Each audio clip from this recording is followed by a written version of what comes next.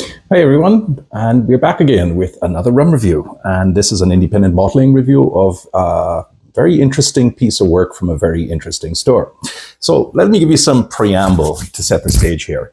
The practice of wine and spirits merchants releasing their own branded products, it goes back a very long way. Think of Berry Brothers and Rudd; they've been doing it for a while. There is Dourley's, which Martin Dourley, you remember, they were in downtown Bridgetown, and then there was Gosling's, R.L. Seal, even the Masters of Malt, the online store, they have their own branded products. That's just a few examples. And if you want to go into the modern world, well, it's become almost a thing that massive grocery chains have products of their own, like Kirkland is for Costco, for example. And yes, there is a Kirkland rum out there, which apparently is from Panama. So the whole principle goes back a long way. And to my mind, if you go back far enough, what you're really seeing is the original emergence and progenitors of the current indie bottling scene, where instead of, now you don't have to have the store, you simply go straight and you just do your own bottling. You buy a barrel from somebody and then you bottle it, and Bob's your uncle. Right, which is what defines almost the upscale rum bottlings of today, which we kind of froth and slaver over. One of the best shops that does this kind of thing is Dirk Becker's store in Berlin called Rum Depot. Now, I've been going to Rum Depot since about 2012, when myself and a little caner went there for a holiday, and I bored him to tears by sitting down in that store for 3 straight hours sampling everything that was open, because of course that's what's part of the attraction, right? And that's where I met Velier for the first time. I mean, 2012 was a very interesting year, but I've been going to Dirk Becker's place ever since. And if you want to know more, well, he's the gentleman who runs the German Rum Festival, which is a very successful one and probably one of the 4 or 5 best in the world, if not one of the top 3. They, in that very same year, stopped being just a stockist of other brands, but started to create their own, which they call the Rum Club Private Selection. And they've steadily added to the stable. I think they started numbering things by number 6 or number 7. But as of 2025, they have hit number 60, and that's this one. This one is a very highly unusual bottling that is from, and I swear this is true, the Galapagos Islands in the Pacific. They are a department or a protectorate or a colony or whatever of Ecuador. And in the written review, I tend to go into it in a little bit more detail, but I just want to make a quick point here, which is to say that, okay, fine. The Galapagos Islands is very well known because Charles Darwin did some research there. And of course, he did a lot of the work that led to his theories on evolution in the Galapagos Islands with the birds and the turtles and what have you. It is a very famed ecological preserve, and environmental matters matter a lot in that place. So you kind of ask yourself, okay, is there actually a distillery there, or is it something from Ecuador that they're branding as Galapagos Islands? I don't know. But apparently there is a small outfit there called Trapiche Ecologio Galapagos, which is a tiny family-run artisanal farm and distillery, which is located just by Santa Cruz Island. And it is a popular tourist destination. TripAdvisor has a note or 2 upon it, but it seems to be more like an organic operation that grows coffee, cocoa, sugarcane, and does some distillation on the side in a very primitive still that you could almost call it a trapiche, the way they have on Cabo Verde. It was once known, so Dirk tells me, because I did ask him about this, as Darwin's Lab, and I looked that up, and it suggests it's now more involved with environmental and ecological matters rather than distillation itself. But there is a gentleman involved in this thing called Johan Romero, who does a fully fledged family-owned distillery in Quito, in the capital of Ecuador. And most of the independent bottlers from Europe who say they have an Ecuadorian rum, they source their stuff from him. Now, he helped build that trapiche and advised on cane fermentation and distillation. So it seems to be completely kosher from that perspective. Okay, that's the background, right? Distillation. So this was distilled in 2015 from sugarcane juice, and then it is double distilled in this pot still that I mentioned. I'm afraid I don't have any pictures of it. And as I say, it's probably a trapiche of some kind. And then it's set to age. We don't know in what kind of barrels, but we are going to assume for the moment that it's probably ex-bourbon, since that's the most common one around, for 10 years, 2015 to 2025. Now, how precisely Rum Depot got a hold of it, whether it's a direct purchase from the island or via a broker as part of a batch, is unknown. The label here makes mention of the fact that it is one of a few barrels, which makes it unlikely to be a bulk sale like an ISO container and so on. But whatever the case, this rum comes from one barrel, has an outturn of 325 bottles and a solid 49.6%. So just let me repeat the bare bones here. Pot still, cane juice derived, agricole style rum, double distilled on a pot still, 325 bottles, 49.6%. That is really quite something. And because I like artisanal rums, whether they're the Clarins or the Grogs or some of the others from, rural parts of countries, or Charandas for that matter in Mexico, right, I tend to find that they have certain characteristics in common. And one of the things I'm really interested in is to see whether this is the case here too. So let's take a look.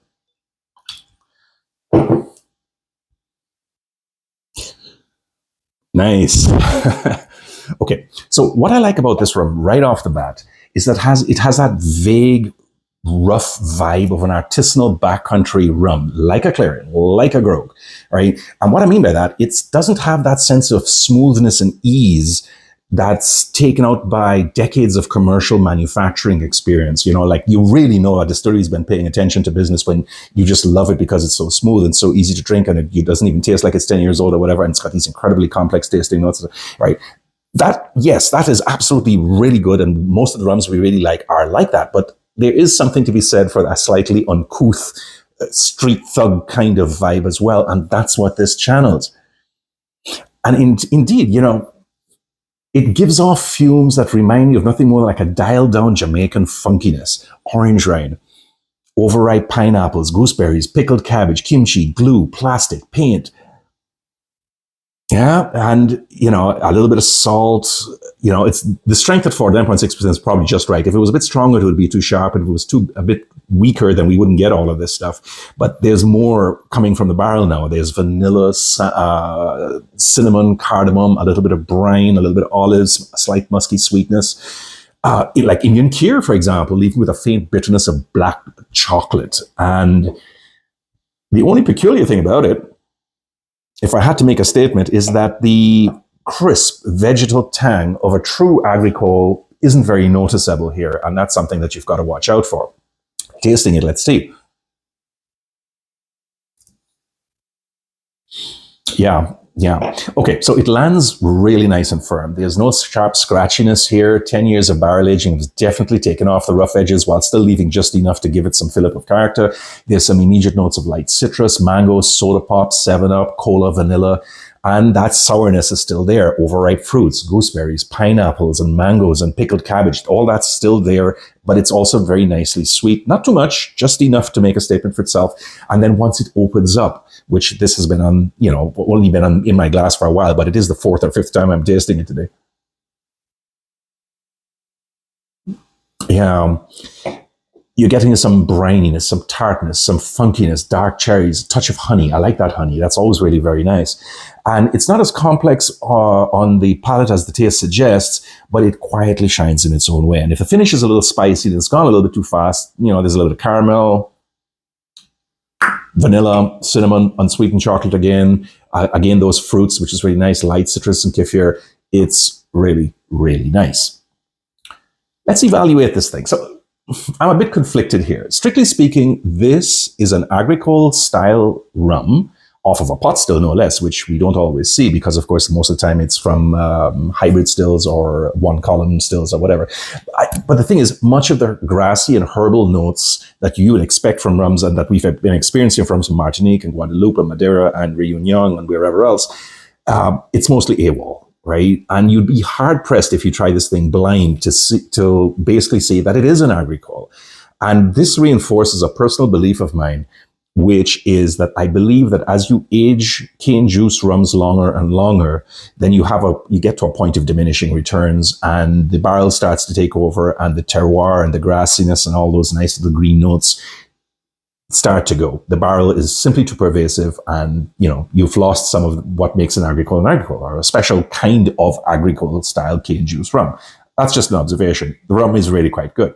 But so taking on its own terms, yes, it is that good. The strength is solid. The tastes are lovely. It's an amalgam of salt and sweet and sour with just a bit of green funk thrown in for good measure. And if perhaps the terroir isn't what we want it to be, well, everything else is really well integrated into the alcohol, and the overall texture and mouthfeel are absolutely top notch. It's like a cross between a I don't know, a lightly aged Jamaican, young Guyanese without all the lumber. And of course, that sweet cane juice rum notes do make their emergencies. And for 65 euros, there's no reason not to get this thing, especially since, come on, the Galapagos. Who of you have had a rum from there? I know I haven't. I don't know anybody who has, right? So, I mean, this is just like absolutely awesome. It's unusual. It has great production stats. It's from a place we know little or nothing about, and it's a damn enjoyable drink. Taking all of that into consideration, I'd suggest that if you can, and if Dirk hasn't sold out his 325 bottle outturn yet, by all means, see if you can get one. It really is worth your time. I'm going to score this at 85 points. It could go as high as 86, maybe 87 if you push it, but I think 85 for that lack of agricole style notes that I wish I had a little bit more of. It's my score. That's what it is, right? And there aren't very many reviews out of, aside from Rumex and a few others out there. That's kind of unfortunate, but here you're getting as best a review as I can give you, which is one reason this is so long. And well, I hope you do manage to give it a try. Take care, everybody. Bye-bye.